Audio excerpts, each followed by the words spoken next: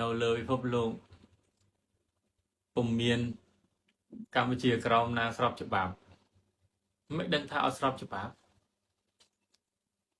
វៀតណាមក៏មាន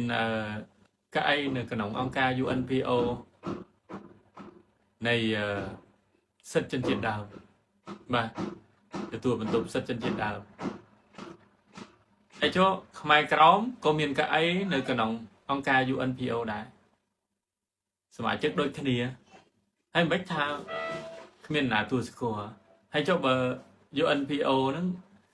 ទទួលបន្ទុកសិទ្ធិជនជាតិដើម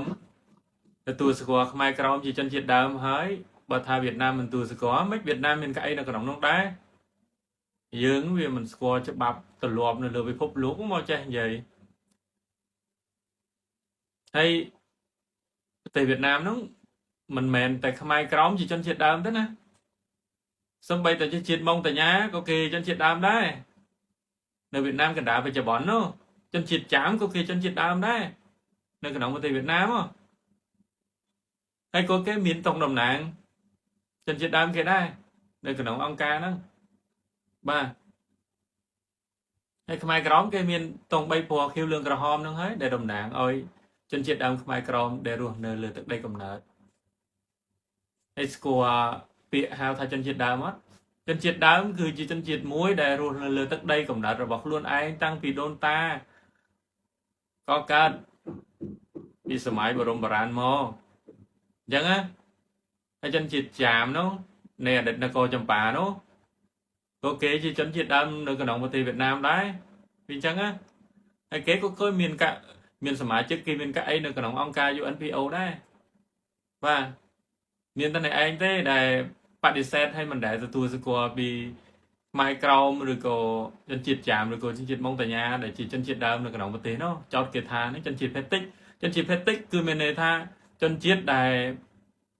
មកពីប្រទេសផ្សេងបាទជនជាតិភេទតិចគឺជាជនជាតិដែលមកពីប្រទេសផ្សេងដូចបើគេរាប់និយាយឲ្យទៅប្រវត្តិសាស្ត្រដើមជនជាតិតៃជនជាតិសៀមហ្នឹងគឺមកពីប្រទេសចិនហ្នឹងគេហៅមកពីជនជាតិភេទតិចហ្នឹងមិនមែនរស់លើទឹកដីកំណើតទេយល់ទេបើនិយាយឲ្យត្រូវហ្មងគេហៅថាសៀមហ្នឹងគឺជនជាតិភេទតិចរស់នៅក្នុងនគរខ្មែរអញ្ចឹងណាអញ្ចឹងហើយខ្លួនឯងហ្នឹងដែលទទួលស្គាល់ដែរសូម្បីតែខ្លួនឯងហ្នឹងមានកៅអីជាសមាជិកនៅក្នុងអង្គការហ្នឹងហើយចូលប្រជុំម្ដងណាក៏ចូលអង្គុយមួយគ្នាប៉ុន្តែទៅដល់ពេលចេញមកប្រទេសខ្លួនឯងមិនដែលទទួលស្គាល់ថាគេហ្នឹងជាសមាជិកគេថាគេមិនដែលទទួលស្គាល់គេថាយើងជនជាតិភេទតិចណាជនជាតិភេទតិចគឺយកឲ្យច្បាស់មកពីប្រទេសផ្សេងហើយមករស់នៅដូចជនជាតិចាមបច្ចុប្បន្ននេះមករស់នៅលើទឹកដីកម្ពុជានោះគេហៅជនជាតិភេទតិចតែបើខ្មែរក្រមគឺជនជាតិដើមដូចជនជាតិស្បែកក្រហមដែលរស់នៅអាមេរិកអញ្ចឹងបាទដោយសារតែអង់គ្លេសគាត់ទៅគ្រប់គ្រងអញ្ចឹងណាចឹងបានអាមេរិកគេនិយាយភាសាអង់គ្លេសណាអង់គ្លេសណាវាអញ្ចឹងតាហើយអាមេរិកក៏បច្ចុប្បន្នក៏គេឲ្យតម្លៃទៅលើជនជាតិដើមរបស់គេដែរជាស្បែកក្រហមហ៎វាអញ្ចឹងណាហើយខ្មែរក្រមរងហើយទាមទារសិទ្ធិនោះទាមទារមិនគេមិនមែនទាមទារទឹកដីទេគេទាមទារសិទ្ធិទឹកដី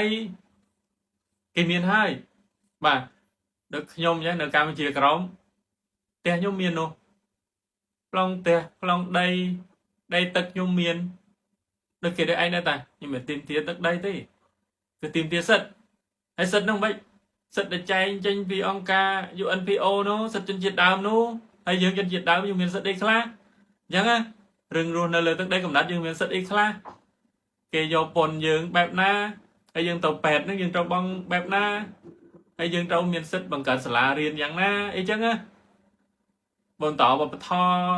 បៃណីរបស់ជនជាតិដើមបែបណាអញ្ចឹងណាតែឯងមិនគ្រប់សិទ្ធិមកប្រកាសថាខ្មែរក្រមអត់មាន